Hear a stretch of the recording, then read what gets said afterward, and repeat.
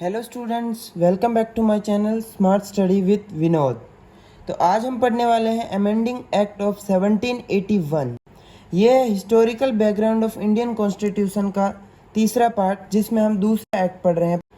पिछला एक्ट हमने पढ़ा था पिछले वीडियो में, रेगुलेटिंग एक्ट ऑफ 1773। ये ईस्ट इंडिया कंपनी का दूसरा एक्ट है। जो 1773 में रेगुलेटिंग एक्ट था, उसमें जो भी गलतियाँ हुई है वो इम्प्रूवमेंट करने के लिए दूसरा एक्ट लेके आती है ईस्ट इंडिया कंपनी या फिर ब्रिटिश काउंसिल, जो कि है अमेंडिंग एक्ट ऑफ 1781। अब इसके मेन फीचर्स क्या है? इसको एक्ट ऑफ सेटलमेंट भी बोलते हैं।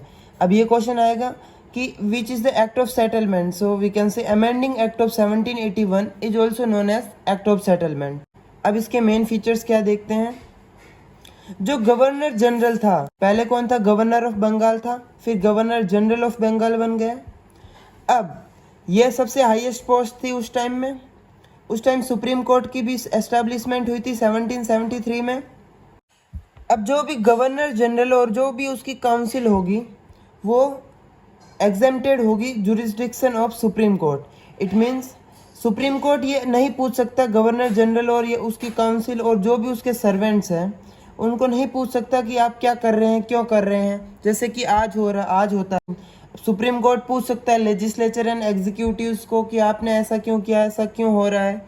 तो उस टाइम में गवर्नर जनरल और उसकी काउंसिल, जो भी उसके सर्वेंट्स थे गवर्नर जनरल के उस टाइम में, वो एक्सक्लूडेड रहते थे जुरिस्डिक्शन ऑफ सुप्रीम कोर्ट। अब सेकेंड मेन फीचर क्या है? Revenue matter. जो भी रेवेन्यू मैटर्स थे वो भी एक्सक्लूडेड रहते थे सुप्रीम कोर्ट के जुरिस्डिक्शन। सुप्रीम कोर्ट नहीं पूछ सकती कि revenue matters related questions governor general को। अब इसका थर्ड मेन फीचर क्या है? सुप्रीम कोर्ट जो हम पढ़ रहे हैं एस्टैब्लिशमेंट हुई थी 1773 वाले एक्ट में। अब जो सुप्रीम कोर्ट है उसका फुल कंट्रोल होगा इनहेबिटेंट्स ऑफ कलकत्ता। कलकत्ता में जो भी इनहेबिटेंट्स है, मीन्स कलकत्ता में जो भी लोग रह रहे हैं, उनका पूरा कंट्रोल किसके पास होगा? सुप्रीम कोर्ट के पास। अब सुप्रीम कोर्ट उस हिसाब से लॉ बनाएगी जैसे कि हिंदूज है जो भी हिंदूज है कलकत्ता में, हिंदूज को जस्टिस मिलेगा हिंदू लॉ के अकॉर्डिंग, और जो मुस्लिम है उनको जस्टिस मिलेगा मोहम्मदन लॉ के अकॉर्डिंग। अब इसका फोर्थ फीचर क्या है? प्रोविंशियल कोर्ट्स थी, सुप्रीम कोर्ट थे, सुप्रीम कोर्ट के नीचे कौन से कोर्ट्स आते थे? जो भी प्रोविंशियल कोर्ट्स है, मद्रास कोर्ट हो गया, बॉम्बे कोर्ट हो गया, ये सब को प्रोविंशियल कोर्ट्स के नाम से जाना जाता था। अब जो भी प्रोविंशियल कोर्ट्स होगा वो किसको रिपोर्ट करेगा? सुप्रीम कोर्ट नहीं, सुप्रीम कोर्ट को ये आंसरेबल नहीं होगा। प्रोविंशियल कोर्ट्स सुप्रीम कोर्ट में रिपोर्ट नहीं करेगा।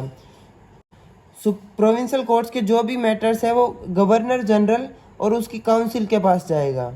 हाँ, तो मतलब कि प्रोविंशियल कोर्ट्स सुप्रीम कोर्ट को आंसरेबल ना होके provincial courts governor general in council को आंसरेबल हो। अब इसका फिफ्थ फीचर है governor general in council framing regulations for provincial courts in council.